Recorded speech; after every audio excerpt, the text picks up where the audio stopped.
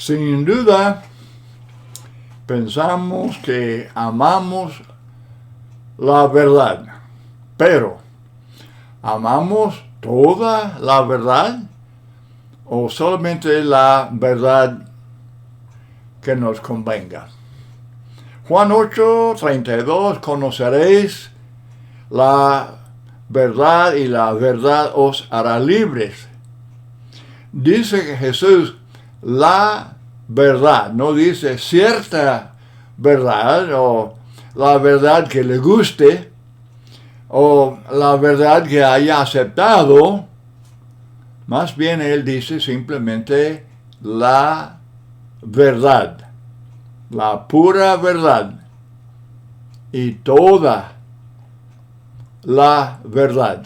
Este estudio tiene que ver con el énfasis desigual. El énfasis desigual. O sea, que no siempre enfatizamos toda enseñanza, toda doctrina, todo mandamiento. No siempre enfatizamos con la misma fuerza. Hay peligro de dar preferencia a ciertas cosas, las que nos convengan. Entonces, Hechos capítulo 20, el apóstol Pablo dice, como en verso 20 y 27, y como nada que fuese útil he rehuido de anunciaros y enseñaros públicamente y por las casas, porque no he rehuido anunciaros todo el consejo de Dios. A veces esto nos parece difícil, porque somos afectados por algún prejuicio o por ser o por no ser imparciales en todo caso. Por eso Pablo dice a Timoteo capítulo 5, de la primera carta, verso 21, te encarezco delante de Dios, el Señor Jesucristo, y de sus ángeles escogidos, que guardes estas cosas sin prejuicios. Sin prejuicios. Timoteo, un joven evangelista, necesitaba esta exhortación, no haciendo nada con parcialidad.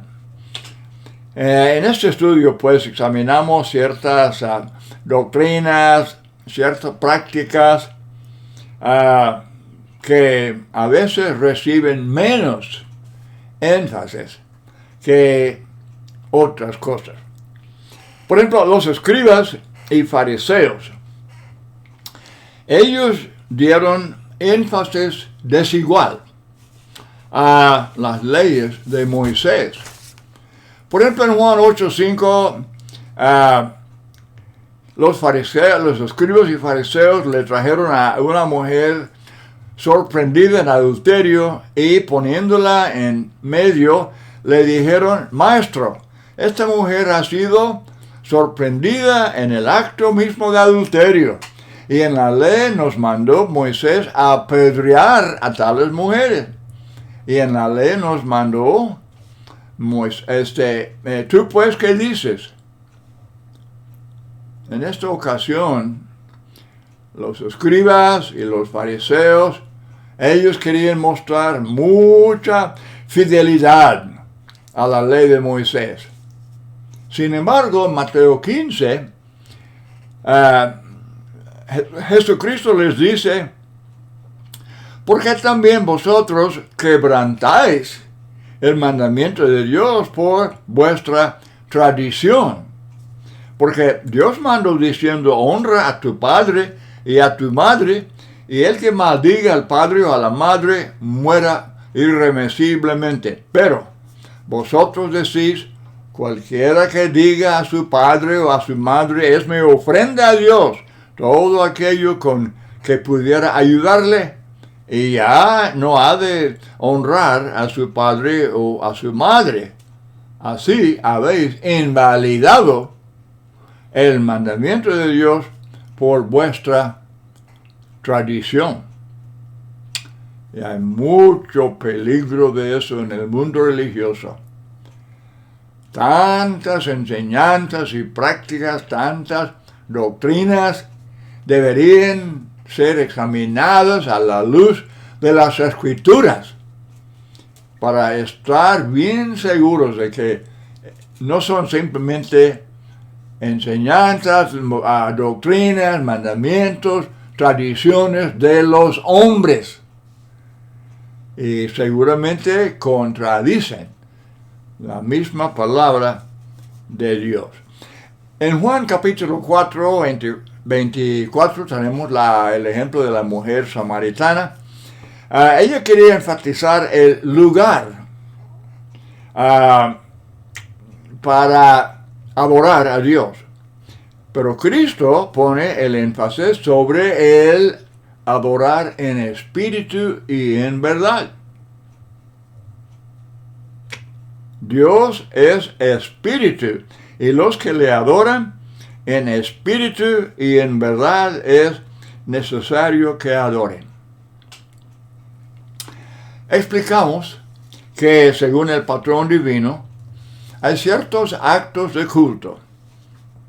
La Biblia los enseña claramente, los actos de adorar a Dios. Cantar himnos, orar, enseñar, predicar, participar de la cena del Señor cada primer día de la semana, ofrendar cada primer día de la semana. Ahora, enfatizamos, y con razón, correctamente enfatizamos que es necesario practicar estos actos de culto para adorar a Dios en verdad, o según la verdad que la Biblia revela. Esto es completamente correcto y necesario. Pero, hermanos, damos el mismo énfasis a la adoración en espíritu para ofrecer a Dios un culto espiritual, un culto ofrecido de corazón, un culto ofrecido con toda sinceridad. Dios conoce el corazón. Él conoce el corazón. Efesios 5:19, hablando entre vosotros con salmos, con himnos y cánticos espirituales. Los himnos deben tener mensaje espiritual, cantando y alabando al Señor en vuestros corazones. No dice en piano y órgano y guitarra y todo eso. No, eso es nada más para entretenimiento de la gente que no ama el Evangelio. El instrumento es el corazón. Alabar, cantando y alabando al Señor en vuestros corazones. Y yo repito, Dios conoce el corazón. En cuanto a la cena del Señor, una advertencia muy solemne. En 1 Corintios 11, 26 al 29, así pues, todas las veces que comiereis este pan, y él no está diciendo que pues ya cada mes o cada 6 meses, no. Él ya está establecido en Hechos 27 que los discípulos el primer día de la semana, y cada semana tiene su primer día, es cuando se reunían para participar de la cena. Y dice todas las veces, o sea que cada domingo cuando lo hagáis, la muerte del Señor anunciáis hasta que Él venga. De manera que cualquiera que comiere este pan o bebiere esta copa del Señor indignamente, o sea, de una manera insincera, irreverente, participando de la cena así, con la mente distraída y no meditando en la muerte de Cristo, no discerniendo el cuerpo y sangre de Cristo. Dice Pablo que será culpado del cuerpo y de la sangre del Señor. Por tanto, pruébese cada uno a sí mismo y coma así del pan y beba de la copa, porque el que come y bebe indignamente sin discernir el cuerpo del Señor, juicio come y bebe para sí. Todos los textos que hablan de la adoración a Dios enfatizan lo espiritual de cada acto. No me entiendo mal, hay que hacerlo de acuerdo a la revelación de Dios, según el patrón bíblico. No, el culto no es simplemente cualquier cosa que la gente quiera, cualquier cosa para atraer más gente. No. Es un patrón bíblico, la verdad. Pero no queremos dar énfasis desigual. Hay que enfatizar también lo espiritual. Ese es el punto. Entonces predicamos y enseñamos mucho sobre la asistencia, y con razón, Hebreos 10:25, pero ponemos el mismo énfasis sobre el adorar en espíritu, todos los 5 actos de culto, cada acto, al cantar, al estudiar, enseñar o a estudiar la escritura, la cena, la ofrenda, la oración, todo. Ponemos el mismo énfasis sobre el adorar en espíritu. Esa es la pregunta. Aunque asistamos fielmente, siempre estando presentes en la reunión, pero ¿dónde está el corazón? ¿Dejamos el corazón en la casa, en el negocio, en el trabajo o quién sabe dónde? Mateo 15:8, este pueblo de labios me honra, de labios me honra, pero su corazón está lejos de mí. Podemos dejar los pensamientos que llenen la mente todo el tiempo y concentrarnos en cada palabra, cada acto de los himnos, canciones, oraciones y todos los actos del culto. Si no lo hacemos, estamos simplemente honrando a Dios con los labios, con el corazón en otro lugar. Otro punto muy importante. Es fácil ver las faltas de otros, pero podemos ver las faltas nuestras. Mateo 7:1-5, no juzguéis para que no seáis juzgados, porque con el juicio con que juzgáis seréis juzgados, y con la medida con que medís os será medido. ¿Y por qué miras la paja que está en el ojo de tu hermano y no echas de ver la viga que está en el ojo, su propio ojo? ¿O cómo dirás a tu hermano, déjame sacar la paja de tu ojo, y aquí la viga en el ojo tuyo? Hipócrita. Dice Cristo, hipócrita, saca primero la viga de tu propio ojo, y entonces verás bien para sacar la paja del ojo de tu hermano. Y no usemos mal ese texto.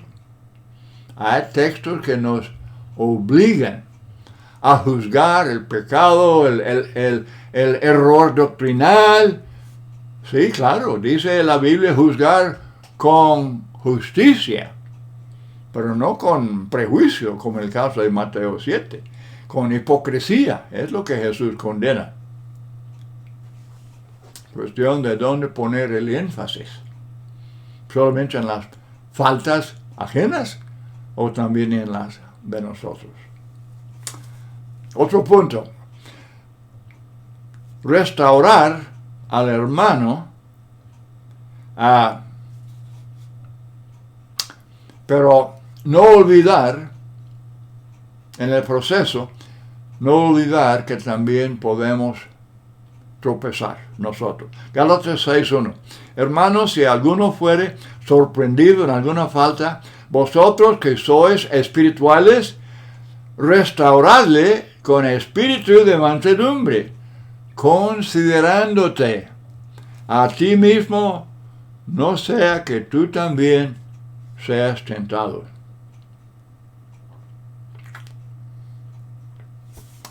Ahora pasando a Gálatas capítulo 5, condenar ciertas obras de la carne sin dar énfasis igual a los pecados del corazón y sin enfatizar el fruto del Espíritu. Gálatas 5 del 21 hasta el 32. Por ejemplo, condenamos, y con razón, condenamos el adulterio, fornicación, inmundicia, lascivia, idolatría, hechicerías, enemistades, pleitos, contiendas, disensiones. Esa es la lista de Pablo, el apóstol Pablo. Herejías, homicidios, borracheras, orgías, mentira, hurtar, pero en el mismo texto condenamos con el mismo énfasis los pecados del corazón, la envidia, los celos, enojos, amargura, el espíritu de no perdonar, de no volver bien por mal, en fin, muchísimos textos que tenemos que tomar muy en cuenta sobre este asunto. Mateo 5, 27, 28. Oísteis que fue dicho, no cometerás adulterio. Ok, todo el mundo de acuerdo, condenar el adulterio. Pero yo os digo que cualquiera que mira a una mujer para codiciarla, ya adulteró con ella en su corazón, y Dios conoce el corazón, hermanos. Dios conoce el corazón.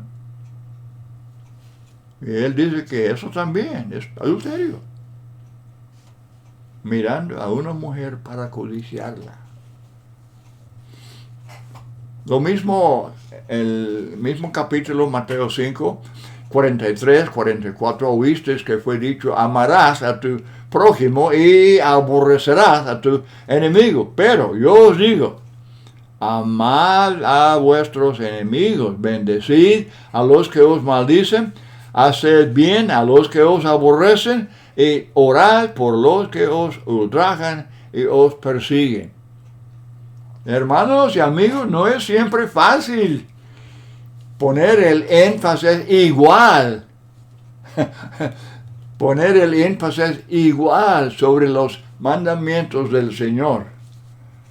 Pero aquí está un mandamiento de Cristo, de amar al enemigo.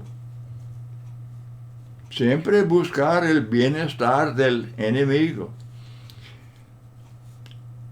Proverbios 4:23, sobre toda cosa guardada, guarda tu corazón, porque de él mana la vida. Debemos poner mucho énfasis aquí en Gálatas 5, todavía en Gálatas 5, sobre el fruto del Espíritu. Gálatas 5, 22, 23. Mas el fruto del Espíritu es amor, gozo, paz, paciencia, benignidad, bondad, fe, mansedumbre, templanza. Contra tales cosas no hay ley. Y luego un asunto, un tema de suma importancia. Es que el mundo religioso, yo no sé cuántas sectas, cuántas iglesias, bautistas, metodistas, luteranas, evangélicas, tantas iglesias humanas enseñan que la salvación es por la fe sola. Ellos piensan que están exaltando la gracia de Dios, exaltando a Dios como soberano. Todo es de Dios. Y lo que el hombre haga, pues no, casi no cuenta. Lo importante es nada más que tenga fe. Pero de pasta a pasta, de Génesis a Apocalipsis, la Biblia enseña clara y enfáticamente la obediencia a los mandamientos de Dios. Y nosotros, al obedecer los mandamientos de Dios, no estamos haciendo obras de mérito humano. La gente deja la impresión de que pues uno quiere salvarse solo. Uno quiere salvarse por sus propios méritos. El bautismo no es una obra de mérito humano, es absurdo, es basura eso. Es mentira, es falso. Ser bautizado para perdón de pecados es mandamiento de Dios. Y los que, por su prejuicio, por su ignorancia, por lo que sea, rebeldía, los que no obedecen este mandamiento, bueno, la Biblia enseña claramente que los que no obedecen el Evangelio completo, no solamente creer y arrepentirse y confesar, todo, pero también ser bautizado en agua para el perdón de pecados, Hechos 2:38. Y los que no lo hacen, no están preparados para el encuentro con Dios. Es lo que Pablo dice, es lo que Pedro dice.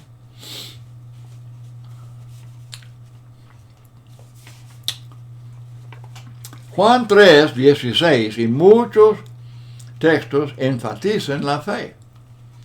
Pero esos textos no enseñan salvación por la fe sola. Y aún los que enseñan eso no lo creen. Ellos no creen fe sola, ellos enseñan arrepentimiento, confesión de fe, invocar el nombre del Señor. Ellos no creen en fe sola, solamente quieren eliminar el bautismo localmente. No tiene sentido. Hay varios actos de obediencia para obtener el perdón de pecados. Y los incluyen, enseñan, practican todos los actos, menos. No, el bautismo no. Tiene un prejuicio profundo contra este sencillo mandamiento que Jesús y el Espíritu Santo enseñan.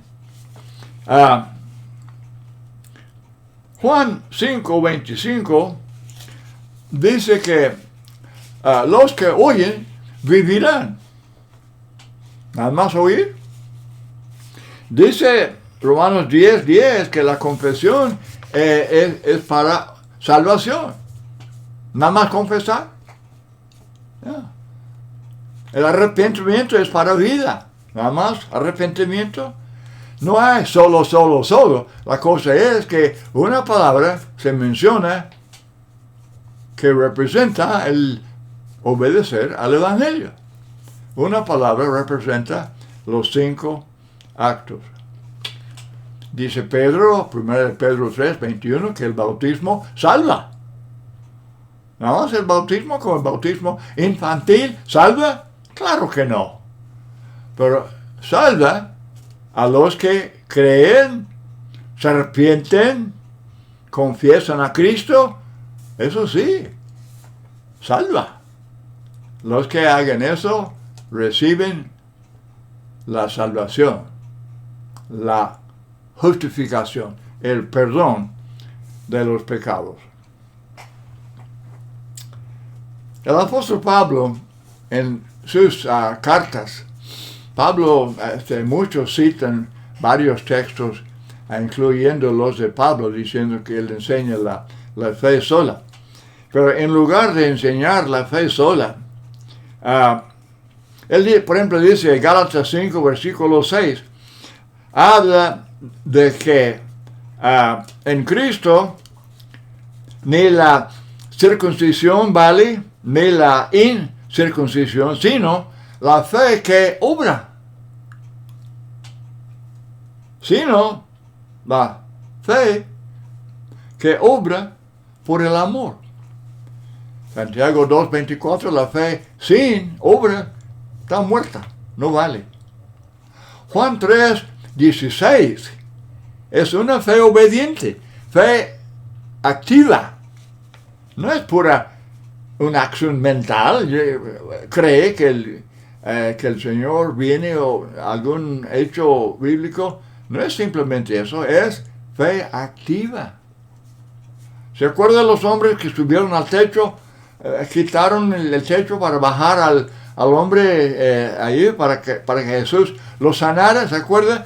Cuando Jesús vio la fe de ellos. ¿Puede ver la fe? Sí, ¿cómo no? Jesús vio la fe de aquellos hombres. ¿Cómo? Pues estaban quitando el techo para bajar al enfermo, ahí donde Cristo. La fe se puede ver. No es simplemente una acción mental. A través de la carta, por ejemplo, de Pablo a los romanos, Pablo pone énfasis no solamente sobre la fe, sino texto tras texto tras texto. Habla de la obediencia, obediencia, obediencia. Y las personas que por cualquier razón no obedecen, no deben pensar que serán salvos por la fe que profesan tener. Santiago 2, 21 al 26, ¿no fue justificado por las obras Abraham, nuestro padre, cuando ofreció a su hijo Isaac sobre el altar? Abraham era un hombre era hombre de mucha fe. Claro que sí. Era hombre de mucha fe. Pero era hombre de obediencia. ¿Y qué mandamiento más duro? Mandamiento más difícil, llevar a su hijo y ofrecerlo en holocausto. Pero él fue. Él levó el cuchillo para hacerlo. Entonces, desde luego, Dios lo detuvo, pero él sabía, con eso había probado a Abraham, y él salió triunfante. Es muy bueno ser poderoso en palabras, pero también debemos ser poderosos en obras. Hechos 7:22, fue enseñado Moisés en toda la sabiduría de los egipcios y era poderoso en sus palabras y obras. Palabras y obras. Con todo énfasis.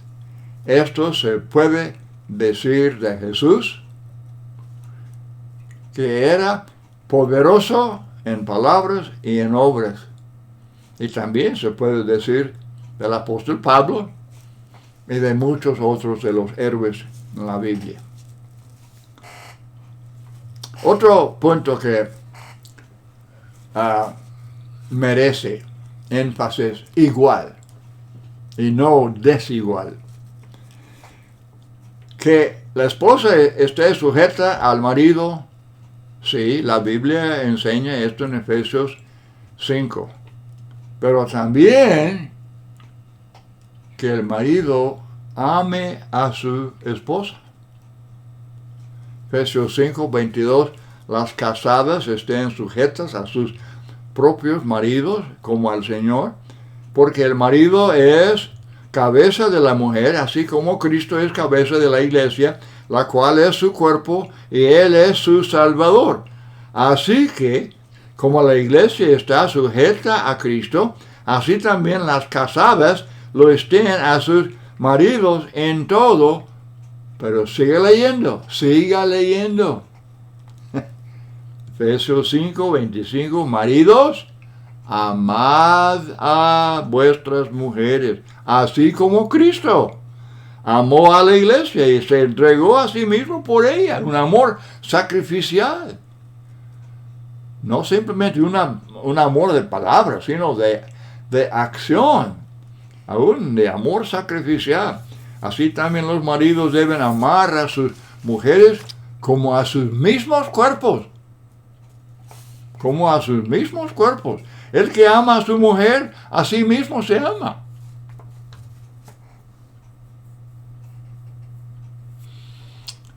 Esto, como cambiando de tema, pero yo hago aquí varias cosas y no están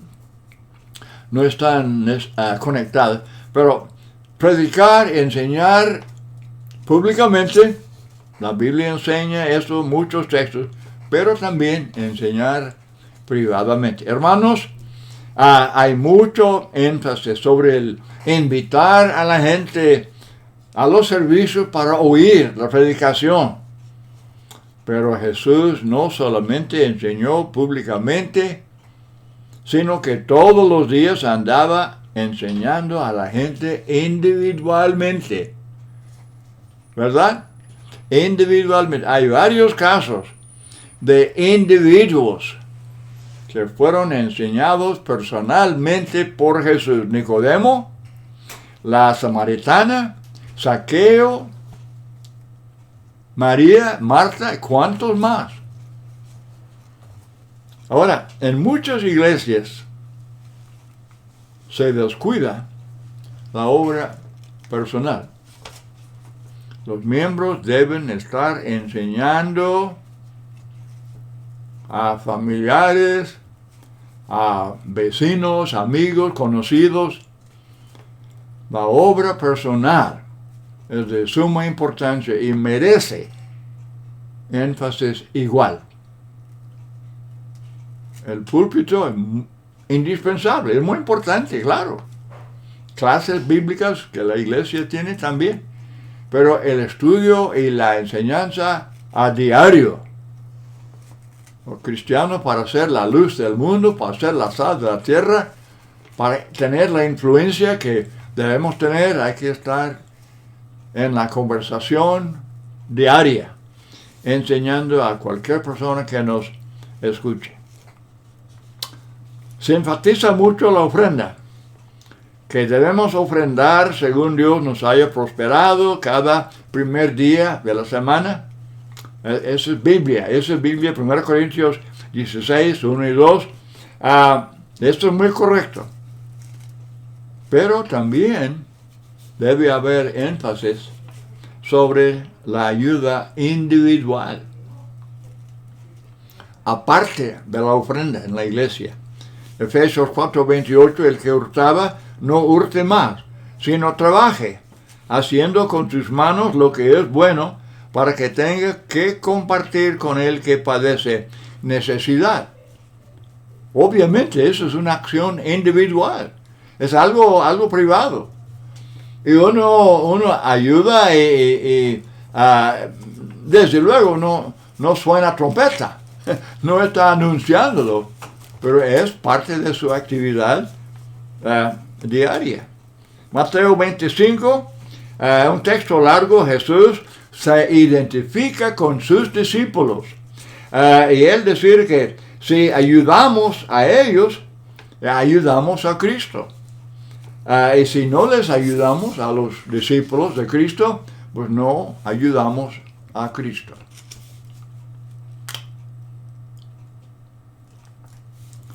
A veces la disciplina, el apóstol Pablo requiere en 1 Corintios 5 que la iglesia practique la disciplina, apartarse, dice Pablo, apartarse de los que anden desordenadamente, los miembros, para entregarlos a Satanás para que se arrepientan. Y hay que enfatizar eso, hay que enseñarlo, hay que practicarlo. Pero hay que poner énfasis sobre eso y también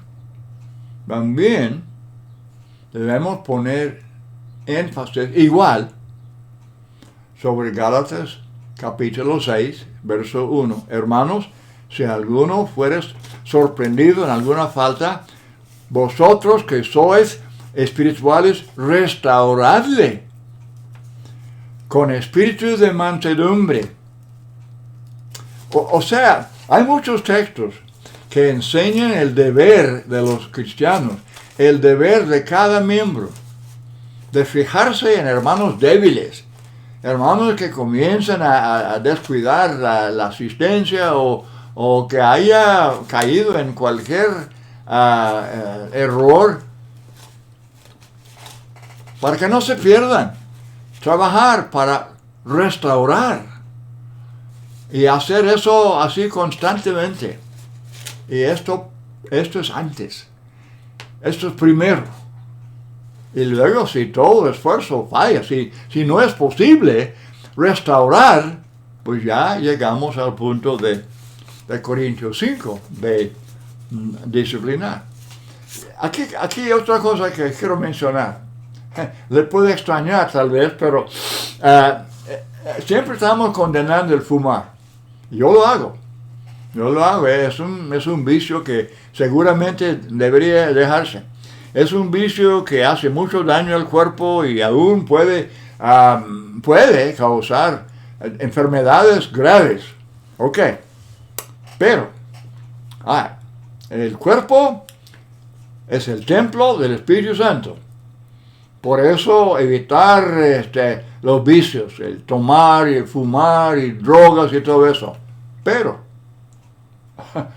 hay que poner énfasis igual sobre todo aquello que haga daño al cuerpo. Y ahora me refiero al comer con exceso. La falta de dominio propio. Porque no se puede negar que hay consecuencias muy negativas del comer con exceso. Bueno, concluyendo, ustedes pueden, yo he nombrado algunas cosas, y ustedes pueden nombrar a otros tantos errores o prácticas que deberían recibir énfasis igual y no desigual. Pero el punto es obedecer todo el consejo de Dios. Imitar a los cristianos fieles que son consecuentes en su enseñanza y no ser como los fariseos, escribas y otros que ellos dan énfasis muy desigual a muchas cosas. Bueno, muchas gracias por su muy buena atención, gracias por acompañarme en este estudio y como yo digo, no dejen de agregar a esta lista o hacer su propia lista, pero siempre pensando, yo quiero practicar todo el consejo de Dios. Yo no quiero ser inconsecuente, yo no quiero ser como los fariseos y saduceos y otros que no dan énfasis igual a todos los mandamientos de Dios. Muchas gracias por su atención y Dios les bendiga.